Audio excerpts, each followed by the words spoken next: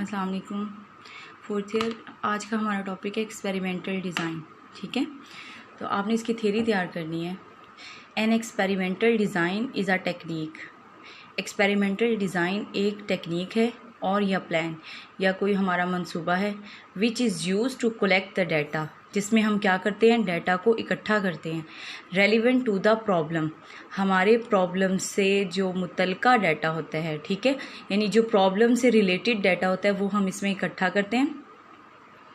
Under study in सच अ वे, किस तरीके से, so as the provide a basis for valid and objective inference about the stated problem.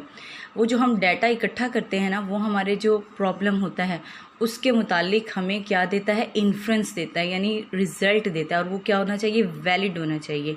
यानी हम जो भी डाटा इकट्ठा करते हैं उससे हम क्या, कोई ना कोई प्रॉब्लम सॉल्व करते हैं, तो उसका आंसर सेम वही होना चाहिए जो हमारे माइंड में होता है कि हमारा प्रॉब्लम ये है। ठीक है, अच्छा, basic principles of experimental design. Experimental design के 3 प्रिंसिपल हैं। Number 1 randomisation, number 2 replication and number 3 local control. What is randomisation? सबसे पहला है रैंडमाइजेशन।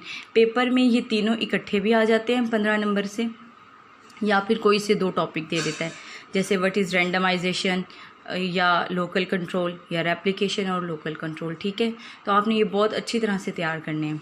आज हम पढ़ रहे हैं what is randomisation. The basic principle of experimental design is the randomisation.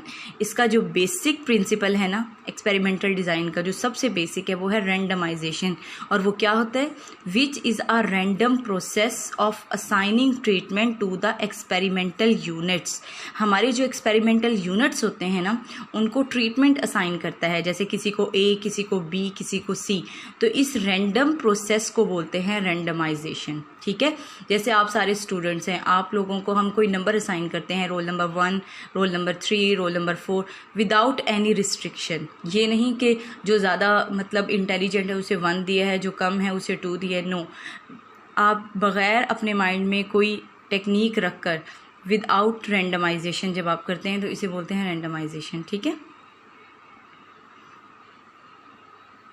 अच्छा, random process means the treatment should have equal probability of allotment. ठीक है, रैंडम प्रोसेस का एक मकसद ये भी होता है कि जो आपने ट्रीटमेंट असाइन करनी है उनकी प्रोबेबिलिटी इक्वल होनी चाहिए। ठीक है, किसी को वेटेज ज़्यादा नहीं देना, बल्कि सबकी इक्वल प्रोबेबिलिटी होगी तभी रैंडमाइजेशन होता है। आप किसी को प्रेफर नहीं करते, सबको एक इक्वल रखते हैं, तो इस पूरे प्रोसेस को बोलते हैं रैंडमाइजेशन। ठीक है,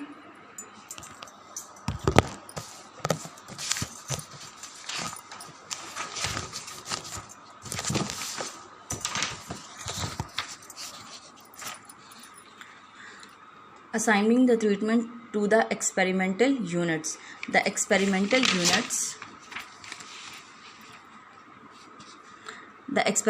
unit is the smallest subdivision of the experimental material. जो आपका experimental material होता है ना, उसका जो सबसे छोटा हिस्सा होता है उसे बोलते हैं experimental unit. ठीक है, The purpose of randomization is to control the sampling error. Randomisation का मकसद क्या होता है, ये सैम्पलिंग एरर को कंट्रोल करता है। And has another advantage of randomisation is that it provides the basis to apply the statistical test to the observed data. इसके 2 मकसद हैं। नंबर 1 ये कि ये सैम्पलिंग एरर को कंट्रोल करता है, और नंबर 2 ये है कि ये जो हमारा डाटा होता है उसमें स्टैटिस्टिकल टेस्ट अप्लाई करने में हमें मदद देता है। स्टैटिस्टिकल टेस्ट इसमें कौन सा अप्लाई होता है, एफ डिस्ट्रीब्यूशन। ठीक है, एफ टेस्ट इसे बोलते हैं। The randomisation is usually denote by drawing slips of paper और बाय रैंडम नंबर टेबल।